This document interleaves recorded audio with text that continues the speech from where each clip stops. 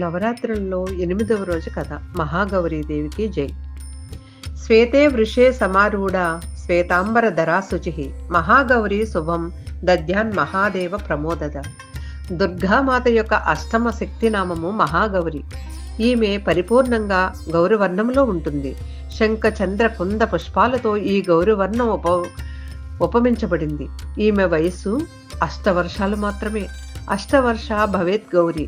ఈమె సర్వవస్త్ర ఆభరణాలన్నీ కూడా శ్వేతంగానే ఉంటాయి. చతుర్భుజాలు కల ఈ తల్లి వాహనము వృషభము. ఈమె కుడిపై భుజంలో అభయముద్రను, కుడి కింద భుజంలో త్రిశూలాన్ని ధరించి ఉంటుంది. ఎడమ పై చేతిలో డమరుకాన్ని, ఎడమ కింది చేతిలో వరదముద్రను ధరించి ఉంటుంది. ఈమె అత్యంత శాంతంగా ఉంటుంది. తన పార్వతీ రూపంలో ఈమె శివదేవుని భర్తగా పొందాలని మహాతపస్సు చేసింది. వ్రియేహం వరదం శంభుం నాణ్యం దేవం మహేశ్వరాత్. శివదేవుని వినా నేను అన్య దేవుని ఎవరినీ కూడా భర్తగా వరించను అని సంకల్పించుకుందంట. కఠోరమైన తపస్సును ఈమె శరీరమంతా నలలా అయిపోయింది. ఈమె తపస్సుకు ప్రసన్నుడే సంతుష్టుడే శివదేవుడు ఈమె శరీరాన్ని గంగాజలంతో పరిశుద్ధం చేయటంతో ఈమె దేహం విద్యుత్ ప్రభా సమానంగా అత్యంత కాంతివంతంగా గౌరవర్ణంతో అలరారసాగింది. నాటి నుండి ఈ దేవికి మహాగౌరీ నామం ఏర్పడింది.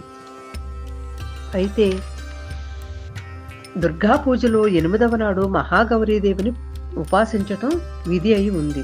ఈమె శక్తి అమోఘమైన సద్యాఫలదాయిని అయినది. ఈమె ఆరాధన వల్ల భక్తుల కల్మషాలన్నీ క్షాళితమై వారి పూర్వ సంచిత పాపాలు కూడా క్షాళితమైపోతాయి. భవిష్యత్తులో పాప సంతాన దైన్య దుఃఖాదులు వారిని దరిచేరువు. మహాగౌరీ భక్తులు సర్వవిధ పవిత్రుడై పుణ్యాధికారి అవుతాడు. గౌరీ మాతృ ధ్యాన స్మరణ పూజ ఆరాధనల వల్ల భక్తులకు సర్వవిధ శుభాలు జరుగుతాయి. మనం సర్వదా ఈమెను ధ్యానించాలి. ఈమె కృప వల్ల అలౌకిక సిద్ధులు లభిస్తాయి. మనస్సును ఏకాగ్రం చేసి మానవుడు సదా ఈ దేవి పాదార విందాలనే ధ్యానించాలి. భక్తుల కష్టాలను ఈ తల్లి ఆవశ్యం దూరం చేస్తుంది. ఈమెను ఉపాసించటం వల్ల ఆర్తజనులు అసంభవాలు కూడా సంభవమవుతాయి. కనుక ఈమె చరణాలను శరణువేడ సర్వ విధాలా ప్రయత్నించాలి. పురాణాలలో మహాగౌరి హిమబావి వర్ణన విశేషగాథలతో సాగింది. ఈ జనని మనస్సు వృత్తులను సత్ప్రవృత్తుల వైపు ప్రేరేపిస్తూ అసదృత్తులను నాశనం చేస్తుంది. ప్రపత్తి భావంతో మనం సర్వదా మహాగౌరీదేవిని శరణు వేడాలి.